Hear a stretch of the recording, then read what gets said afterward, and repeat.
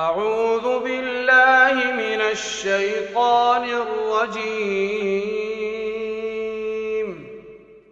بسم الله الرحمن الرحيم. إذا وقعت الواقعة ليس لوقعتها كاذبة خافضة رافعة إذا رجت الأرض رجا وبست الجبال بسا فكانت هباء منبثا وكنتم أزواجا ثلاثة فأصحاب الميمنة ما أصحاب الميمنة وأصحاب المشأمة ما أصحاب المشأمة والسابقون السابقون أولئك المقربون في جنات النعيم ثلة من الأولين وقليل من الآخرين على سرر موضونة متكئين عليها متقابلين يطوف عليهم ولدان مخلدون بأكواب وأباريق وكأس من معين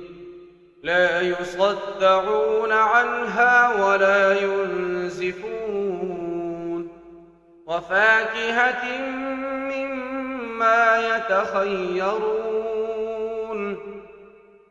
ولحم طير مما يشتهون وحور عين كأمثال اللؤلؤ المكنون جزاء بما كانوا يعملون لا يسمعون فيها لغوا ولا تأثيما إلا قيلا سلاما سلاما وأصحاب اليمين ما أصحاب اليمين في سدر مخضود وطلح منضود وظل ممدود وماء مسكوب وفاكهة كثيرة لا مقطوعة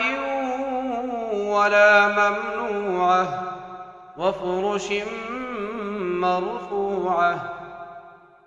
إنا أنشأناهن إنشاء فجعلناهن أبكارا عربا أترابا لأصحاب اليمين ثلة من الأولين وثلة من الآخرين وأصحاب الشمال ما أصحاب الشمال في سموم وحميم وظل من يحموم لا بارد ولا كريم إنهم كانوا قبل ذلك مترفين وكانوا يصرون على الحنث العظيم وكانوا يقولون أئذا متنا وكنا ترابا وعظاما أئنا لمبعوثون أوآباؤنا إن الأولين والآخرين لمجموعون إلى ميقات يوم معلوم ثم إنكم أيها الضالون المكذبون لآكلون من شجر من زقوم فمالئون منها البطون فشاربون عليه من الحميم فشاربون شرب الهيم هذا نزلهم يوم الدين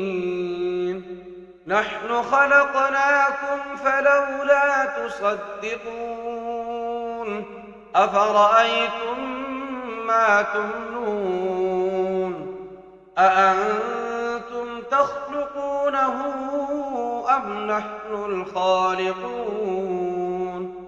نحن قدرنا بينكم الموت وما نحن بمسبوقين على أن نبدل أمثالكم وننشئكم فيما لا تعلمون ولقد علمتم النشأة الأولى فلولا تذكرون أفرأيتم ما تحرثون أأنتم تزرعونه أم نحن الزارعون لو نشاء لجعلناه حطاما فظلتم تفكهون إنا لمغرمون بل نحن محرومون أفرأيتم الماء الذي تشربون أأنتم أنزلتموه من المزن أم نحن المنزلون لو نشاء جعلناه أجاجا فلولا تشكرون أفرأيتم النار التي تورون أأنتم أنشأتم شجرتها أم نحن المنشئون نحن جعلناها تذكرة ومتاعا للمقوين فسبح باسم ربك العظيم فلا أقسم بمواقع النجوم وإنه لقسم لو تعلمون عظيم إنه لقرآن كريم في كتاب مكنون لا يمسه إلا المطهرون تنزيل من رب العالمين أفبهذا الحديث أنتم مدهنون وتجعلون رزقكم أنكم تكذبون فلولا إذا بلغت الحلقوم وأنتم حينئذ تنظرون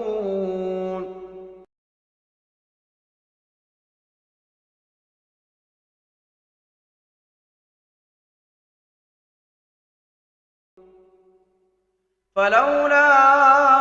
إن كنتم غير مدينين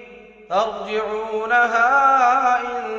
كنتم صادقين فأما إن